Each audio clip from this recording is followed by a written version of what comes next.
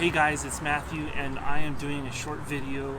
I had this idea to do a freedom talk, and I wanted to do it in the public because we're free as Americans to talk about things. We're free to express our opinions, our ideas, and so I am both a pastor and an evangelist, and I like to talk about American freedom. So I want to talk about that today on this video. The first thing I want to talk about is the First Amendment, which guarantees us the freedom of speech and the freedom of religion. And I think it's so important. And people right now are saying, some people are saying pastors shouldn't be involved in politics. Well, that's totally wrong. It is wrong. We should be involved in politics. I think of the biblical example is Elijah talked to the king Ahab, and King Ahab said, "You're the one troubling Israel." And Elijah said, "I'm not the one troubling Israel. You and your house are the ones troubling Israel." And so I just wanted you to know, it's not the pastors that are troubling America. It is the politicians that are troubling America. It's the leaders. It's the mayors that are troubling America. It's the representatives that are troubling America. It's a lot of politicians. Now, both sides are not created equal, okay? There's one side that is attacking our religious freedoms and our freedom of speech, our freedom of assembly, which is a huge thing that's happening now with COVID-19, which I'm totally opposed to. You guys, here's the thing. Yes, of course, we want people to stay healthy. We don't want people to die. And as a pastor, I should understand that more than hopefully anyone. We have compassion. But hey, guess what? Freedom. I value freedom more than safety. I value freedom more than security. Benjamin Franklin was famed as saying, if we give up, he who will give up a little bit of temporary safety or freedom for a little bit of safety deserves neither. So I'll say that again, the best I can quote it. He who gives up a little bit, gives up his freedom for a little bit of safety deserves neither. Whatever happened to the spirit in America of live free or die? Whatever happened to give me liberty or give me death? And I think it's much more important that we hold on to our freedoms than a little safety from the government, which is never guaranteed. They can't guarantee you anything. They can't guarantee you squat. So hey guys, I'm here right now in downtown Longmont filming this short freedom talk is what I'm calling it. So I wanted to read the First Amendment. It's important to get our eyes on the First Amendment so we know what we as Americans what freedoms we have been guaranteed, what freedoms we have, and what freedoms we need to fight for. That's what I was going to say. Every 4th of July, what do we celebrate? We shoot off a bunch of fireworks, but what are we actually celebrating? Well, fireworks represent war. Fireworks represent conflict. Fireworks represent gunpowder. And many generations have died for our freedoms. And are we willing to just give up our freedoms because of a virus? Are we willing to give up our rights because of a virus? Are we willing to give up our freedoms just because we want to be safe and protected? No. I say no. We don't. We mustn't.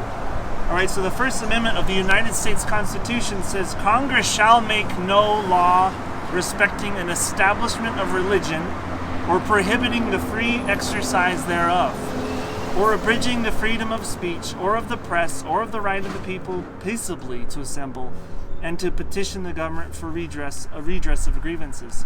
So this is saying that the government, the Congress, shall make no law respecting the establishment of religion, the prohibiting of free exercise thereof.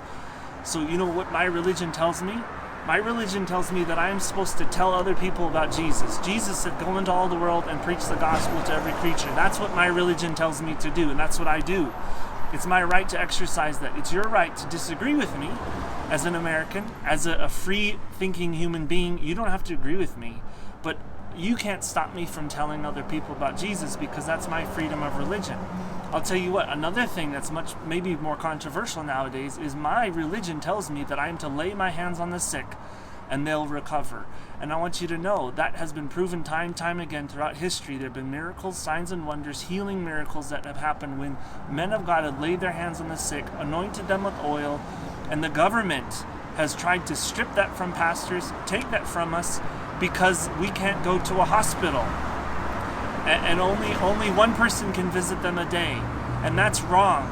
The ministers were the ones that were rushing into the fray when it came to sickness and disease in past centuries and times. And that's the government's trying to take that from us. So that's one of the things that we do. Jesus said, "Don't forsake the gathering together of the saints," and the government has attempted in many places to stop us from gathering.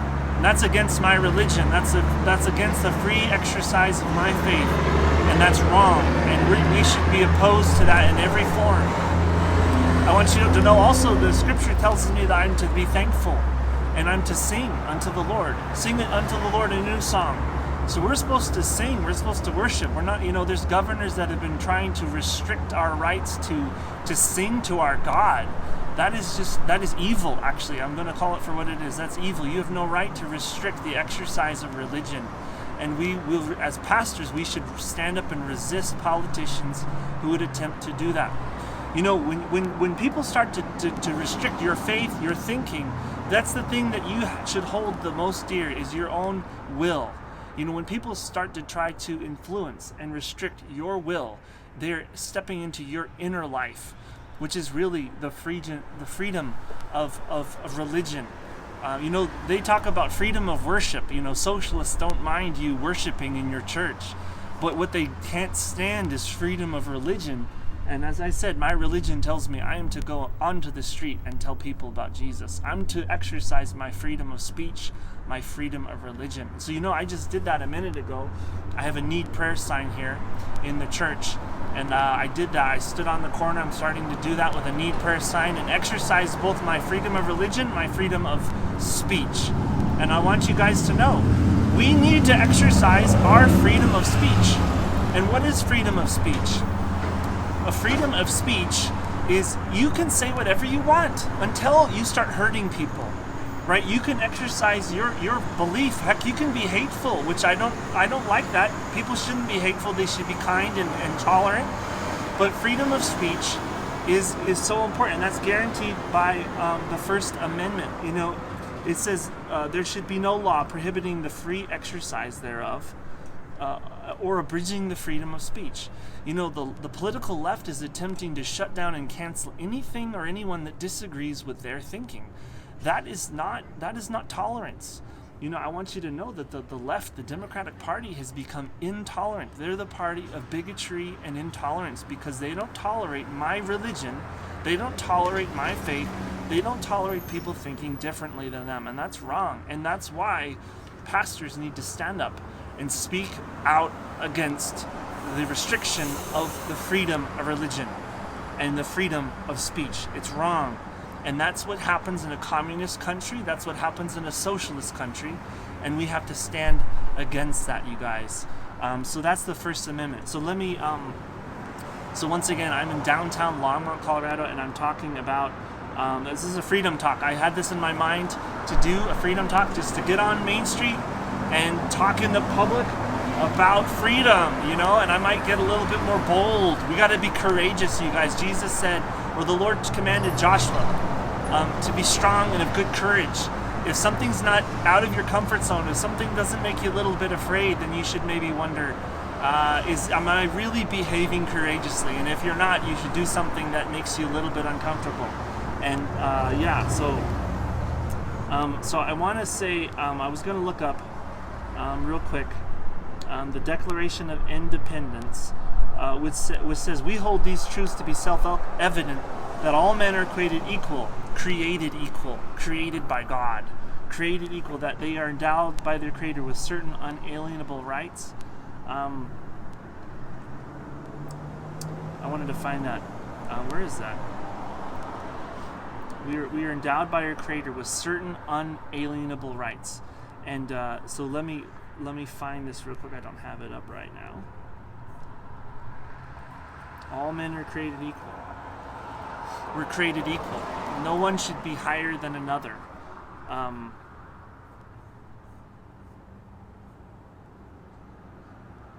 We hold these truths to be self-evident, that all men are created equal, that they are endowed by their Creator with certain unalienable rights, that among these are life, liberty, and the pursuit of happiness. that to secure these rights, governments are instituted among men, deriving their just powers from the consent of the governed. We put people in power because we consent that they govern over us, not that they can control us and tell us what to do. We can remove them from power. And that when that government, whenever any form of government becomes destructive to these ends, it is the right of the people to alter or to abolish it and institute new government, laying its foundation on such principles and organizing its powers in such form as to them shall seem most likely to affect their safety and happiness. So I just want to say today, give me liberty or give me death. Give me liberty or give me death. Give me liberty or give me death. Why aren't we saying that today? We're submitting to tyrannical laws, and I just want to say right now, across the street, I have acquaintances that own restaurants, local community friends, and they have been told that they have to shut their restaurants, and then they can't do business, or they have to do it on 25% capacity, or they just whatever. And you know what? That is unjust, and I don't see any difference in that and the legal seizure of property. The governor has no right to seize people's property and tell them they can no longer do business. There's no difference between telling somebody, a restaurant owner who I heard somebody on the radio from the Restaurant Association in Colorado say that 75% capacity is hard enough, let alone 25% capacity. There's no difference in my mind from the government showing up, locking their doors and saying, with a chain, and saying you can't do business. There's no difference between illegal seizure of property and them telling them they can't do business. That is the same, no difference, and it's wrong. And yes, of course, we want to keep people healthy, but look at the numbers. You got to look at the numbers, guys. They don't justify this.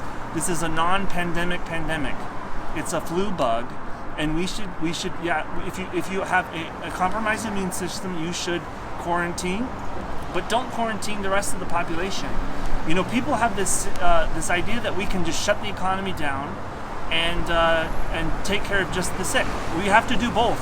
We're a multifaceted world, multifaceted society. You can't just shut the economy down. You have to do the economy and help people recover too, and offer the best health care. Well, anyway, guys, it's time to go.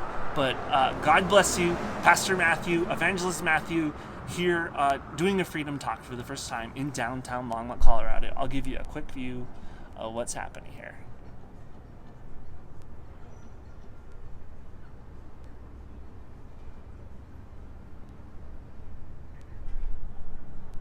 See you later.